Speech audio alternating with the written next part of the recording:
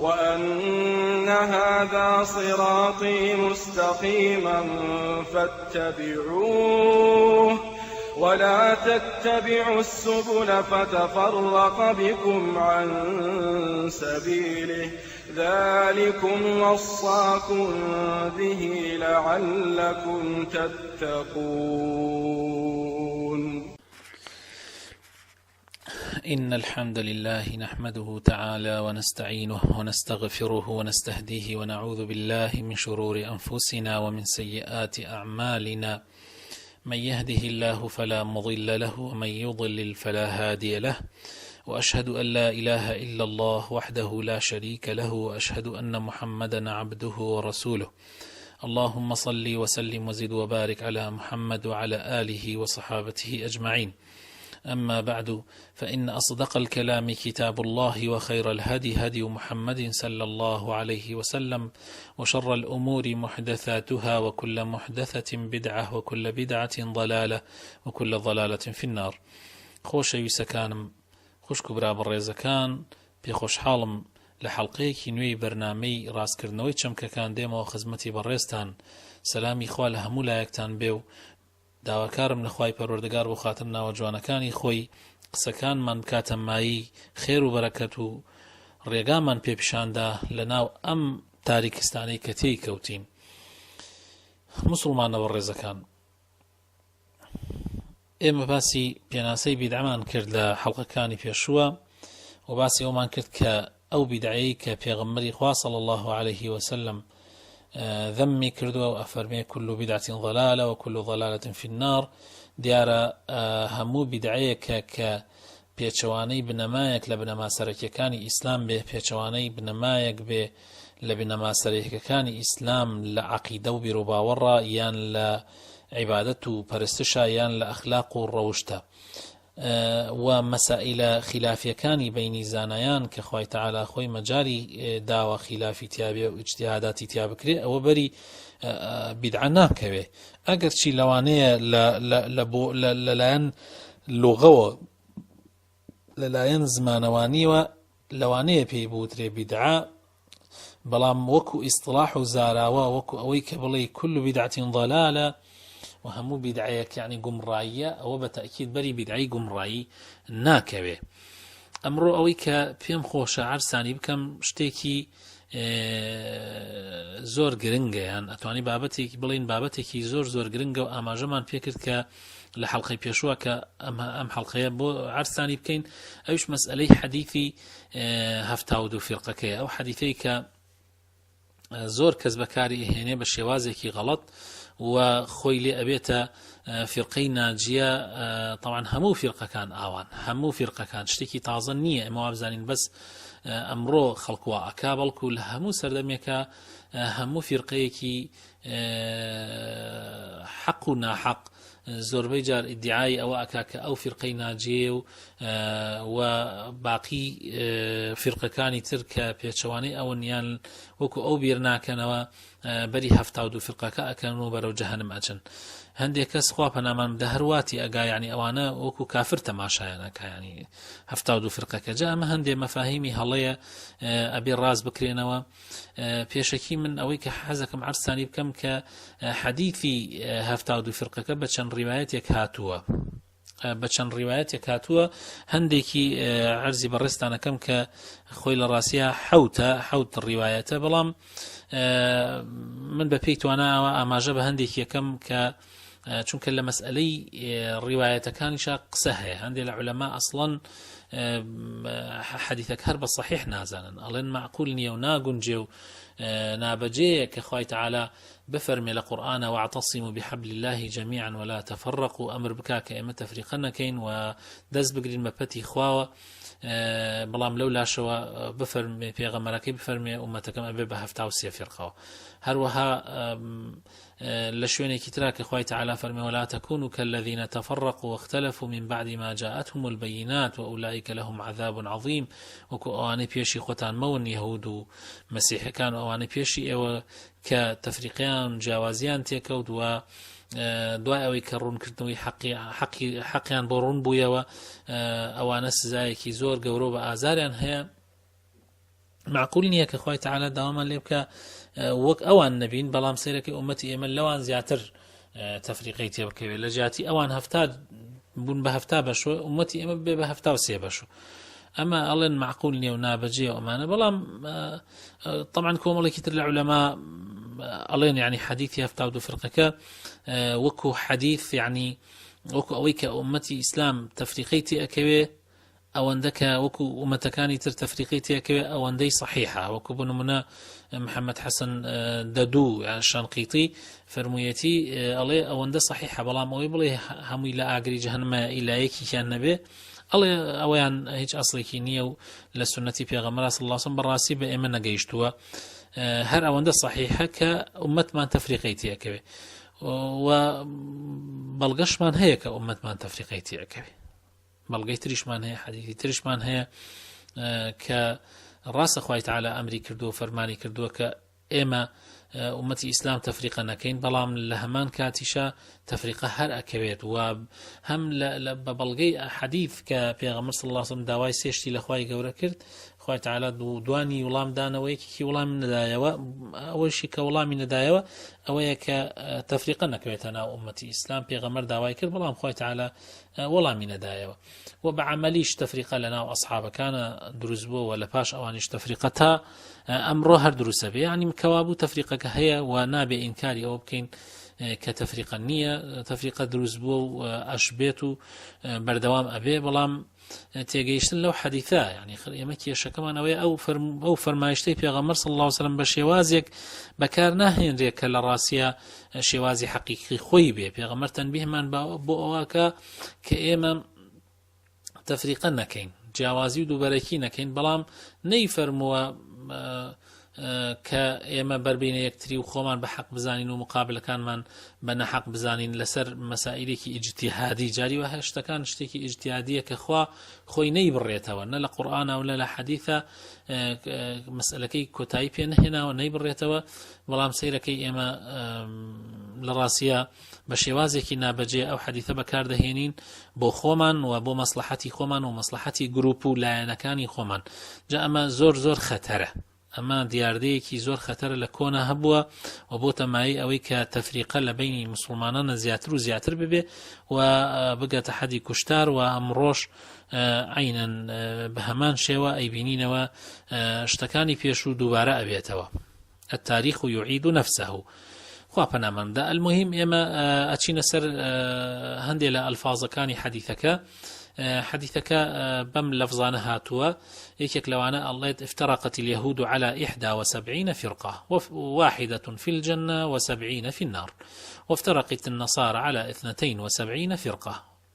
ف71 في النار وواحدة في الجنة والذي نفسي بيده لتفترقن أمتي على 73 فرقة فواحدة في الجنة و72 في النار قيل يا رسول الله من هم؟ قال هم الجماعة أما ألباني وتيتي سندكي جيدة قالت أمتي يهود بوتا هفتاو يك فرقة يكي لبهشتا وهفتاكي لجهنم لا أقرأ نصارى بونا هفتاو دو فرقة يكي هفتاو يكي لا أقرأ ويكي لبهشتا سوێن بێ بەو کەسەی کە بەو زاتەی کە نفسی منی بەدەسە ومەتی منیش ئەبێ بە 73 فرقە یەکێکی لە بەهەشتایە و 72 لە ئاگرایە وتیان ئەی پێغەمبەری خوا کێن ئەوانە یعنی کە ڕۆن طبعا ڕۆنە بەهەشتەوە فەرمووی ئەوانن کە کۆمەڵ بە کۆمەڵ بژین یعنی جەماعە بن لەگەڵ جەماعەتی مسلمانانە بن دووهەم لەو ڕیوایەتانە هەر پێغەمبەر صلی الله علیه وسلم باسەوە کە يهود بوتا هفتاو سي باشوا هفتاو يك باشوا هموي لا جهنم ما تنهاي كي نبي هروها نصاراش هروها امتي مش به هفتا نصارى بوتا هفتاو دو باش امتي مش به هفتاو سي باش هم يعني لا اقرا الا يك نبي للفظك الله بفرقهات ولا لفظك ترشا بملهات للرواياتك برسياريان كلي بيغمر اخوا فرقين ناجيه كاميه فرموي او كرزغاريه به فرموي من كان على مثل ما انا عليه اليوم واصحابي يعني او كسي نجاتي بك لسر او الربازه بوكو يسي من واصحابه كان كامر لسرين ئەوە لە ڕیوایەتێکی ترشا ئەڵێ جەماعەیە و دەستی خواش لەگەڵ جەماعەتایە. ئیبن تەیمیە ڕەحمەتی خوا لێبێ و توێتی ئەم حەدیثە صحیح و مەشهورە. بڕیوایەتی تریش هاتووە کە ئەم ڕیوایەتە محەممەد حەسەن دەدوو طبعا شەنقیتی ئەیکا بە بەڵگە کە ڕیوایەتەکەی ترمذیە کە فەرموویەتی حەدیثێکی حەسەنی صحیحە و سویتی و شەوکانیش بە صحیحیان زانیوە کە ئەفەرمێت تفرقت اليهود على 71 فرقة ونصاراش 72 فرقة وأمتي مش 73 فرقة ويترهيش ترينوت وباسي وين كردوك هفتاو دوي إلى جهنم مع ويكي الأروات بهشتوا وباسي وشي نكردو صفتي أواني كأجنا بهشتوا لو حديثه ذكري أوانا نكراوا. على العموم حديثة كان بمشي وازهات ولا هندي شوينيا أفرمي هي ما أنا عليه اليوم وأصحابي لهندي شوينا أفرمي هي الجماعة لشوينيك هندي شوينا أفرميتي السواد الأعظم يعني أواني كبابلين فرقي ناجيا يعني بيغمر صلى الله عليه وسلم بوشي وازنا يعني بردوه أم حديثانا بمهم طريقة هاتون بمهم رقاية هاتون وكو باس ما كان هندي العلماء ألين حديثة كان مضطربا وورناجيرين وهندي علماء الله سند كان ضعيفة وهنديك العلماء هنديك بصحيح زان هندي بشي صحيح نازان. على العموم حديث كان والله أعلم أقعت درجة أويك قبول بكريت وور بقيري بلام أبي إيميل معناه واتاي حديث كان أم حديثة يعني أما شيء هفتا وصفر كأبي واتاكي يعني بجواني بريكو بيكي ليك بينوا يتر بوشي وازي يعني تماشاي نكين وابزانين ك أما طبعا أما آية قرآنية أبي أول مسألة كزور قرنجا يعني آية قرآنية وحديثك متواتريش نية حديثك خلافية لسرويك صحيحة يا ضعيفة بلام على العموم يا ما أقرب حديثك صحيح شدان من خم واليك دمو بلام المعنى كي مهمة كإما واتاي حديثة كانت شون ليك بينوا يكم أبي أول بزانين ك أم تفريقية كهبوة لا أمتكاني فيش إيمش هبوة لا يعني لا أمتي مثلا يهودا ولا أمتي مسيحية كاني فيش أما أم حديثة هب أم افتراق ودبركي رويداوة يعني افتراق هر أبي مجاليت يعني فالافتراق حاصل لا محالته يعني مجاليت يعني ونابي زور تأكيد لسركم نابع تفريق بتفريق الرؤدات مروفة كان جوازن وأفكار كان جوازن وبيذكرنا وكانوا اجتهاد كان جوازن وتفريق أبيت يعني جاري وهي الدنيا يتكل بنفسه كان به وهموا حتى تنالنا وأصحاب كان في غمر صلى الله عليه وسلم كلا سردامي خدي في غمرة همو يعني يكبوشون يعني نبوه وتنالت هموش يعني هربوا أخوانا يعني كردوا هذا أخوي تعالى القرآن فرمي منكم من يريد الدنيا ومنكم من يريد الآخرة يعني كساني كمون هربوا دنيا كردوا يعني تنالت لغزاي وهبوا جيش مسلمان وسط كسبون سياساتي للرجاء قراوة دعوة يعني بشي دنياي لنا وضلنا ونفاق أشكرا ديها آيات لقرآن بيروز باسي واكا تنانا سورة كامل باسي واكا ك باسي نفاق من بوكات كلنا وأصحاب كان في غمرة صلى الله عليه وسلم لقل في غمرة بون ولنا وأصحاب كان بون بلا منافقيش بون أبي أقام لي بأم موضوع يعني تفريق هر أبي دوهم أو تفريق يعني كمسألة زور مهمة أمش التفريق كالدين تفريقك كالرؤداء لدين لمسائل الدنيا كان النية شوك في غمرة فرمي افترقت اليهود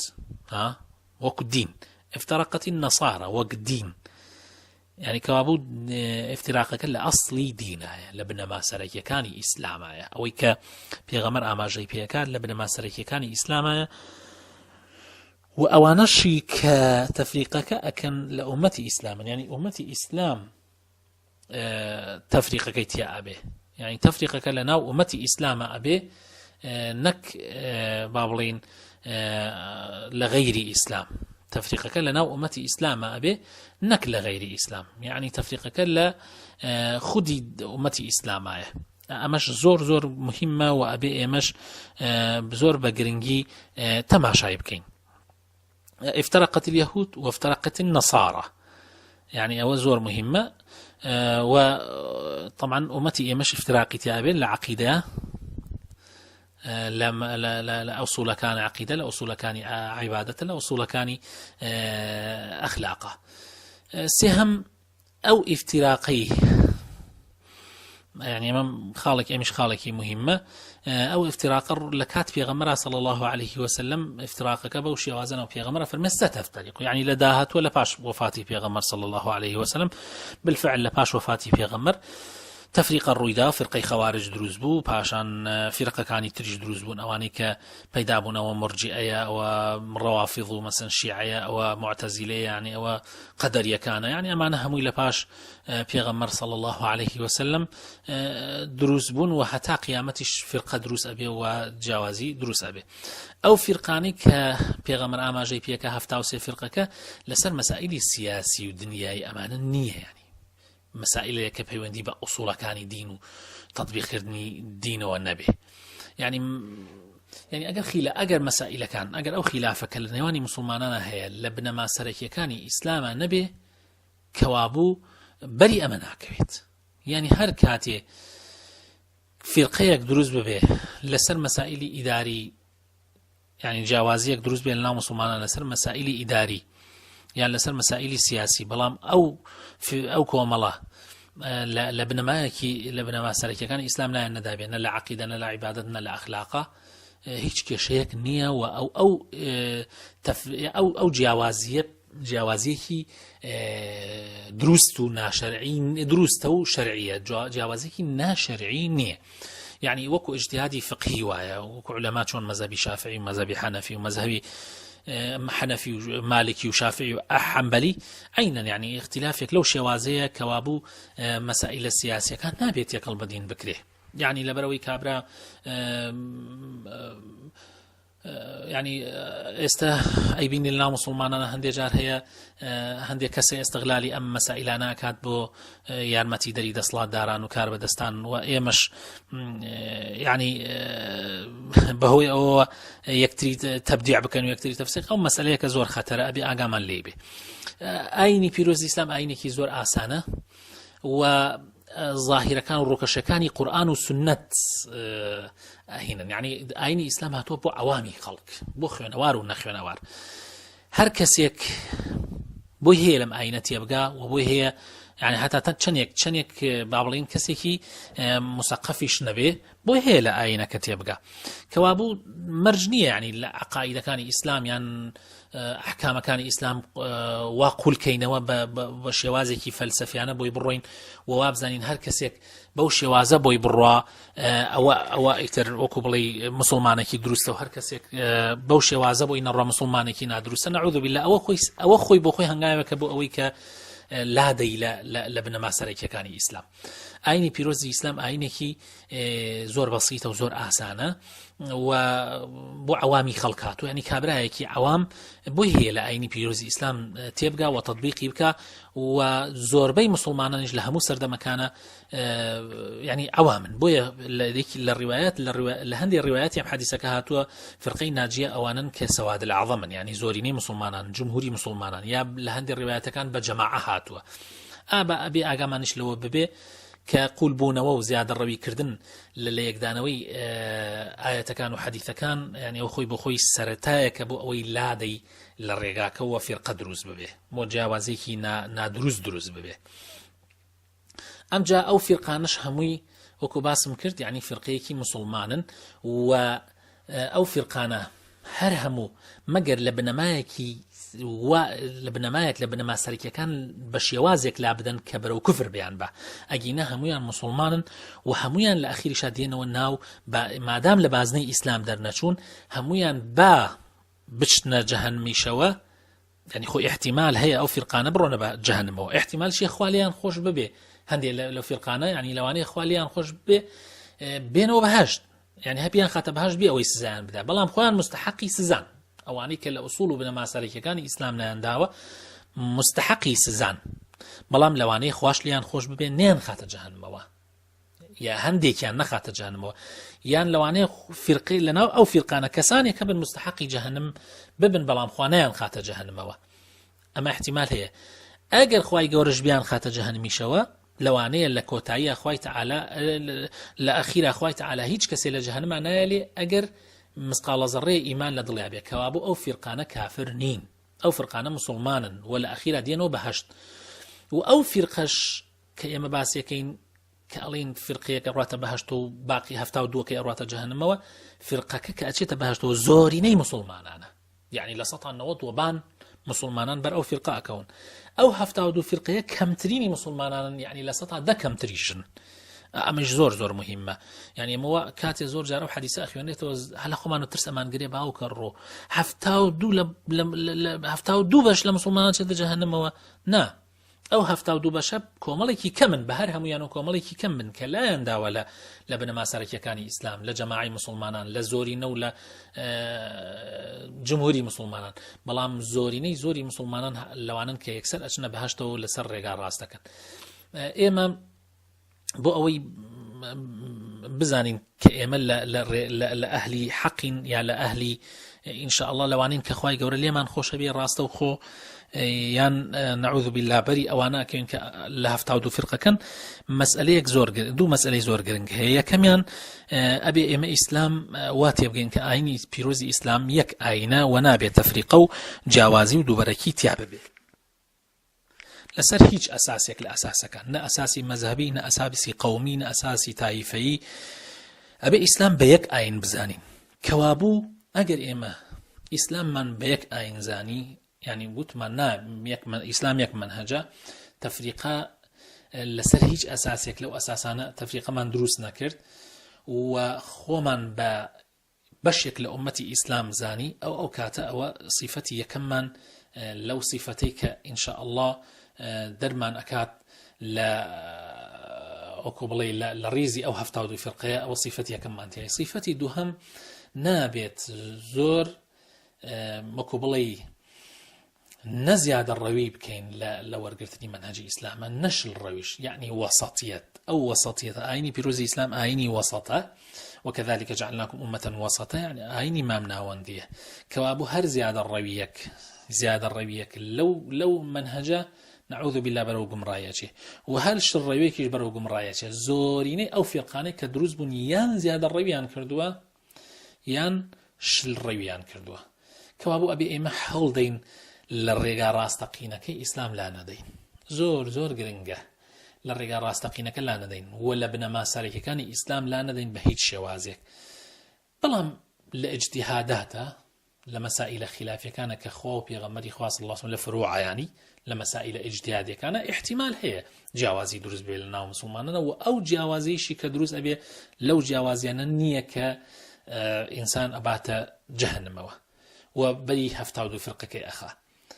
ئەمە زۆر مهمە ئێمە بەم شێوازە لەم حەدیثە تێبگەین و ئەم حەدیثە ینی بیکەینە مادەی هەوێن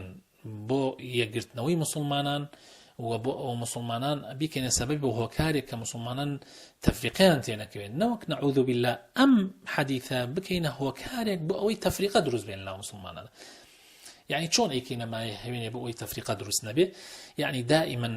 ئەم حەدیثە لەگەڵ ئایەتەکانی ترە لەگەڵ ئایەت و حەدیثەکانی ترە کە لەم بارەوە هاتون و ئەن هذا صراطي مستقيما فاتبعوه ولا تتبعوا السبل فتفرق بكم عن سبيله، بیکەینە سەبەبێک و هۆکارێ بەوەی کە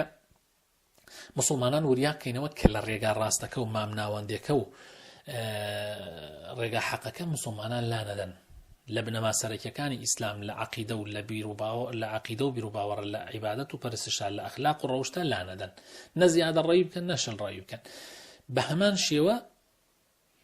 هەمان شێوە ئاگامان لێ بێ هەر زیادە نەعوذ بالله هەر زیادە ڕەویەک، هەر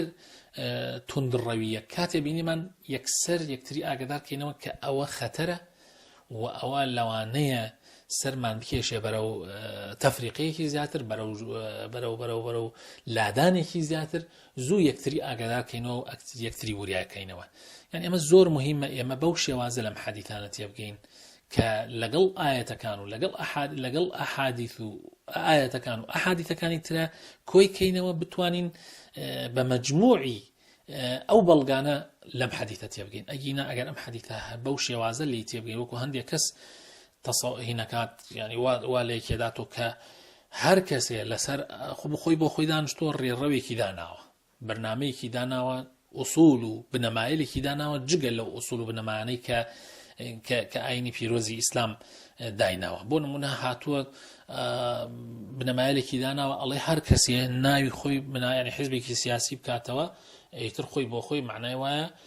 تەفریقەی دروست کرد لەناو موسڵمانانە ینی حیزبایەتی کردوتە بنەما ینی کە هیچ کەسێ باسی ئەمەی نەکردووە ینی هیچ کەسێ بۆم شێوازە باسی نەکردووە ئەوەی کردوتە بنەمایەک و زیادە و هەر کەسێک لەو بنەمایە ئەو لابدا یەکسەر بەرەو جەهەنەم ئەینێ ینی بەرەو کاتە یەکێک لە 72 فرقەکە و 72 فرقەکەش لای ئەوان و شێوازە باسەکرێ